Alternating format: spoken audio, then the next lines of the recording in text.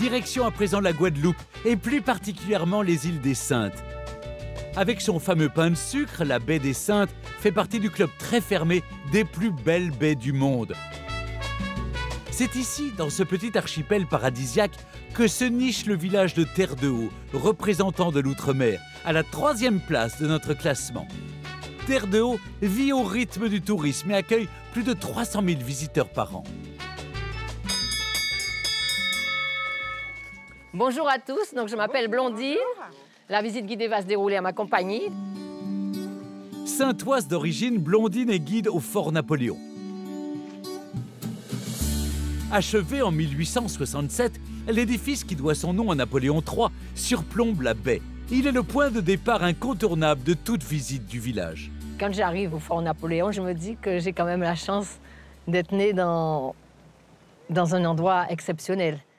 Célèbre pour sa beauté, la rade constituait à l'époque un point hautement stratégique, surnommé le Gibraltar des Indes occidentales. C'est en 1816, après près de 2 siècles de batailles navales, que les Saintes échappent aux Anglais et deviennent définitivement françaises.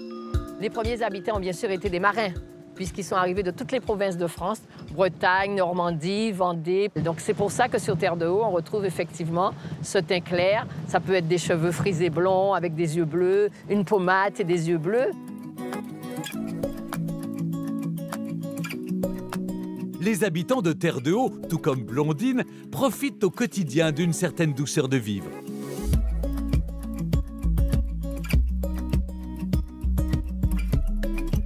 Coucou Alain, ça va et toi? Bonjour Pala. Alors, crêpes de poisson, crêpes de lambie. Très très bon.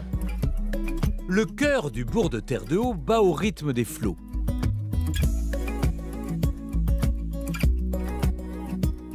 Le long du bord de mer s'étire un ruban de maisons colorées aux toits rouges. Ornées de dentelles et de persiennes, ces habitations en bois sont typiques de l'architecture créole. La case créole qui fait partie de notre patrimoine, avec sa galerie, pièce importante. C'est la pièce la plus conviviale de la maison. C'est la pièce où tout se passe. On aime à recevoir les gens sous la galerie. On aime aussi à savoir ce qui se passe. On voit tout, on entend tout. À l'extrémité de l'une des plages du village, un bâtiment se distingue. Érigée en 1942 par le photographe guadeloupéen Adolphe Catan, cette maison donne l'illusion d'être un véritable navire. Surnommée Bateau des îles, elle fut traditionnellement la résidence des médecins de Terre-de-Haut jusqu'au passage de l'ouragan Maria en 2017. C'est vrai qu'à chaque ouragan, le toit de cette maison a toujours été emporté, mais cette fois-ci, on dirait que c'est un peu plus grave et qu'elle mérite vraiment d'être restaurée, cette maison. Blondine peut être rassurée. Une rénovation de la maison bateau est justement prévue dans les prochains mois. Attachés à leur patrimoine bâti, les Saintois le sont aussi à leurs traditions ancestrales. Marins dans l'âme, ils sont réputés pour être les meilleurs pêcheurs des Caraïbes. C'est avec l'un d'entre eux, Pedro, que Blondine nous fait découvrir cette activité essentielle de Terre-de-Haut. On a toujours vécu de la pêche à Terre-de-Haut. Il n'y avait pas d'autre solution pour survivre, il fallait pêcher, il n'y avait pas de chasse, il n'y avait pas de viande, c'était du poisson matin, midi et soir. Pedro s'est spécialisé dans la pêche à la langouste, un produit très prisé aux Antilles. Tu vois le carré qui flotte entre la bouée rouge et la bouée jaune, c'est là-dedans que je mets mes pêches. Et comme ça, quand les restaurants en ont besoin, je prends mes palmes en masse, je pars les récupérer et leur livrer de la langouste fraîche. Pedro utilise la technique de la pêche au casier avant de venir entreposer les langoustes dans son vivier. Aujourd'hui, c'est pour régaler les papilles de Blondine qu'il se jette à l'eau. Si quelqu'un se noie là-dedans, c'est de la bonne nourriture parce que la langouste adore la chair fraîche.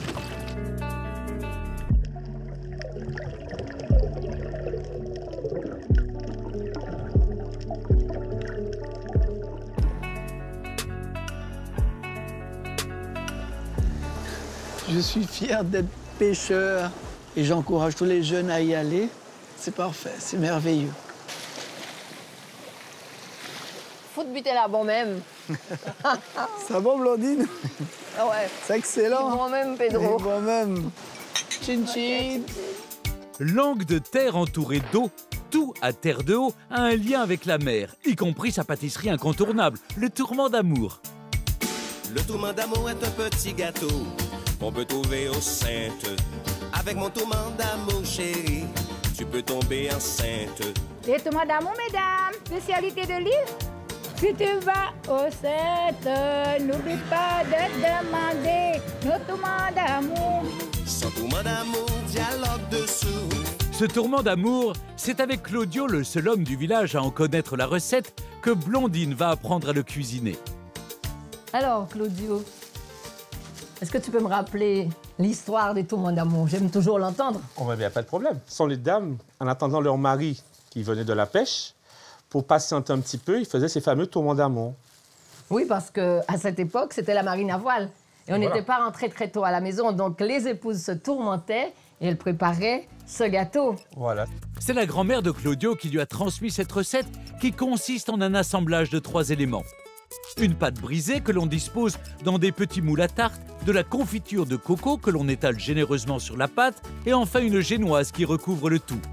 Après une trentaine de minutes au four, c'est prêt à être dégusté. Je peux vous dire que c'est excellent. Si quelqu'un part d'ici sans les tourments d'amour, il n'a pas connu Terre de Haut. Si vous avez la chance d'aller à Terre de Haut, partez à l'assaut du Fort Napoléon. Baladez-vous dans les ruelles pour admirer les cases créoles. Et ne repartez pas bien sûr sans avoir dégusté l'immanquable tourment d'amour.